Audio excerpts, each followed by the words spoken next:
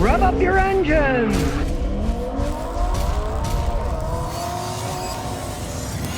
Today I'm going to show you how not to destroy your car by showing you common mistakes that other people have made that cost them an awful lot of money. Now some insurance companies like Progressive, I believe they have a thing called Snapshot. You plug in one of these dongles in your car in the OBD port. You just go down to find where the onboard diagnostic port is. In this case it's right here, and you plug it in. It allows the insurance company to access your data. So you can get lower rates. If you don't drive many miles, it shows how many miles you've driven. If you speed too much, it'll show that you speed too much, but if you drive slow, it'll show you're a conservative driver, right? But there's one big problem with this. This is an OBD diagnostic port. It's for diagnosing problems in your car. It is not for plugging in and driving your car down the road.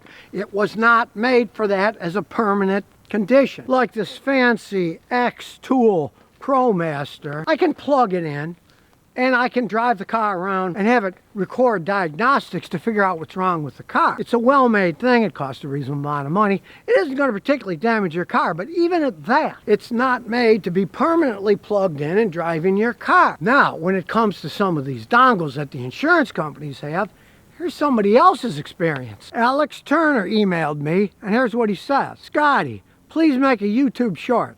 I plugged in my Snapshot. My car died 100 yards down the road. I unplugged it, pushed it to the side. I called Progressive Insurance, and they emailed me and said, we were not able to substantiate that your vehicle was damaged by the Snapshot device. So I sent them videos, but they don't seem to care. Progressive won't even pay someone to look at the vehicle. In the case of the Progressive Snapshot deal, right? I have no idea where they're getting those dongles made that plug in, but I'm sure they're probably made in China. And I have myself seen many customers plug in Chinese OBD ports. Sometimes the car will stop running. Sometimes it'll have trouble codes it didn't have before. Sometimes systems that used to work won't work anymore. So numero uno, if you're going to plug something in the OBD port, make sure it's a good scan tool. I do have to say that blue driver that the Canadians have, it's a nice little dongle that plugs in for diagnosing cars. The blue driver gives all kinds of information. It costs $100-something bucks, and it interfaces with your phone. I got a video on it. You can watch it. It's an excellent product, but even then, you don't plug it in and leave it in all the time. You can plug it in and diagnose stuff, but you unplug it when you're done. That is a diagnostic port.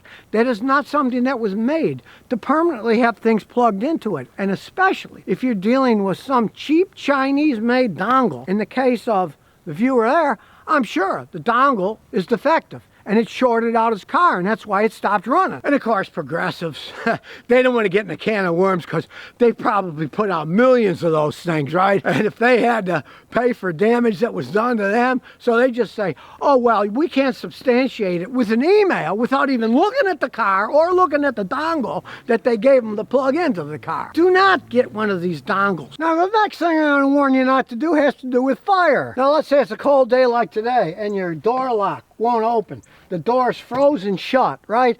Back in the day, we used to get cigarette lighters. We'd heat up the metal and it would melt the ice and you could get in. But don't be deceived. This is not metal. Now, it may look like metal. You can go to the back of the door where I cleaned it off. It looks like chrome metal, right? No, this is plastic. And you know what flames will do to plastic? It will destroy the plastic. It will melt the plastic. So don't do that. Now, if you gotta get in, get yourself a little pot of warm water. You don't want it boiling, just warm water. And what you do is gradually pour the warm water on the handle. You can see it's not hurting the plastic, but it's melting the ice. Then, voila. It opens up. You can get inside. Now, granted, there's one time you can use a flame. If you have a metal key, you can heat the key up. And if the door handle works, but the key is locked, and the lock is frozen, you can then insert the hot key into the metal part of the lock, unlock it, and then get it open. Thank goodness the lock assembly itself is still made out of metal, and it's not made out of plastic, right? Who knows? One day maybe they'll make them out of plastic too, but do not heat up the door handles with metal. They will melt because they are made out of plastic on almost every single vehicle these days. Now, another dangerous mistake I see people making with their cars is using the wrong kind of brake fluid because they think the more it costs, the better it is. For example, this is synthetic .3 brake fluid. A lot of modern cars will say, oh, use dot 4. Dot 4 and dot 3 are completely interchangeable. The only real difference is the dot 4 has a somewhat higher boiling point. Dot 3 is perfectly fine. I mean, if you want to go further, get dot 4, no big deal. But don't use the most expensive fluid you can get, which is that silicone brake fluid. Now, that has a real high boiling point and all this stuff. Oh, look at silicone, let's put that in. You don't want to put it in a normal car for two main reasons. Most all cars today have anti-lock brakes, right? This car's 21 years old and it has anti-lock brakes. If you have an anti-lock brake system, it's been proven that a lot of times they'll get it to foam up inside the module and not work right, which is what you don't want. Now, even if you don't have ABS, it's not a good idea to put it in everyday vehicles because the silicone fluid does not absorb water. Well, the dot 3 and the dot 4 does. And you might think, well, I don't want it to absorb water. Well, actually you do. Regular brake fluid will absorb that small amount of water and it won't do any damage. But if you have silicone, the water will stay separate from the fluid and it will start to corrode the system. And of course, if you get enough of it built up in the winter, like now, with all this ice around us, it could actually freeze. The silicone fluid won't, but since the water wasn't absorbed with the normal brake fluid and was separate, that separate bit of water could freeze. You could lose your brakes entirely. So if anybody tries to get you to put silicone brake fluid in your car, say no, like the old anti-drug campaign, right? Just say no to silicone brake fluid. You know, race cars and stuff, go right ahead. But normal cars, it's a no-no. It costs a lot. You think, oh, it's a better fluid. No. Now, another thing to stay away from is the sea foam. You know, the cleaner. You'll see it all over the place. You go to auto parts stores, it'll often be right on the counter because it's a high-profit item. And generally, the companies that sell it pay extra to have their products stuck where you are when you're checking out or on end caps. Companies like Coca-Cola have been doing that for years. You go to the grocery store, they'll put the Coke at eye level, and they're obviously paying extra money to be stuck at eye level. Big company sells a lot of stuff, makes an awful lot of money.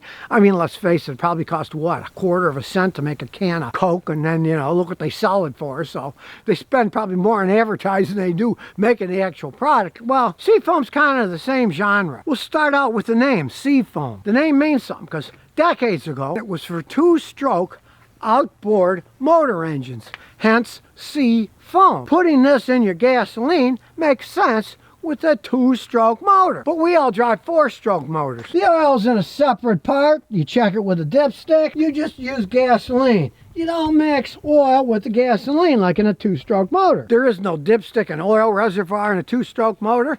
They use the mixture of the oil and the gasoline that it burns to lubricate all the internal parts of the engine. I know it sounds crazy, but it does work, though they pollute a lot more. And they also carbon up more than a regular engine because they don't burn so clean. So you pour this stuff, if you got a two-stroke motor, use the heck out of this stuff. It's great for that. There are very few two-stroke motors out there anymore, you know. Chainsaws, yeah, but in California you can't even use two-stroke chainsaws. But chainsaws, some old lawnmowers are two-stroke. Stuff like this will clean them up, but it's not really made for use in a modern gasoline engine that's four-stroke. Danger flammable. Contains petroleum distillates. You don't want something that can mess up your oxygen sensor, your catalytic converter. They're made to run on just gasoline. Now, a lot of guys say, but Scotty, I put it in my gas tank, then I see the tailpipe, all kinds of stuff is coming out because it's cleaning the engine and burning out all the impurities. Well, no, that's not the truth. Another YouTuber proved it. He got a brand new Chrysler and he poured a can of this in the gas tank and he said, look, smoke's coming out the back. Well, the reason smoke was coming out of the back is because that's the oil stuff that's in here. The engine's burning it, it burns out as smoke. There was nothing dirty to clean out. So don't believe when people say, look, I poured it in, all this stuff is burning out of my engine and cleaning it out. No, you don't want to use this stuff. You got an old two-stroke boat motor, feel free to use it. But even today, most of the boat motors are four strokes. You wouldn't put this in a modern four-stroke boat engine either. Now, the last tip I'm going to give you so you don't make a mistake and get ripped off, I've seen it happen so many times, is don't let mechanics talk you into unnecessary repairs. Like this one. They'll open your hood and they'll say, look, there's oil down here. You need to replace the gaskets in the engine. As they age, a lot of gaskets will just have a little bit of seepage. It does not reach the ground. It's not leaking on the alternator or anything. If it's leaking on electrical parts, you're going to have to fix it because it'll short them out. But I change the oil in this thing every 5,000 miles.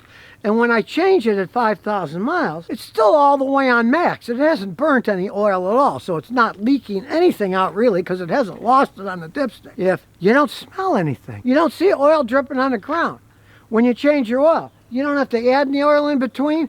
Don't let guys sucker you into, oh, you got oil gasket leaks, you got to replace them now. And before I close my case on not destroying your car, there's one more bit of advice. Don't waste your money on the most expensive, highest octane gasoline. It's a complete waste of money. Most vehicles are made to run on regular gasoline. They're designed that way. They'll actually run best. And some of them, if you put the more expensive, higher octane gas, they'll actually run a little bit worse over time. Who wants to spend whatever $1 an extra gallon for something that isn't going to make your car run any better and may actually make it run worse? Now, if you got some high-end, souped-up car, yeah, you're going to have to use high-octane gas or the vehicle will knock.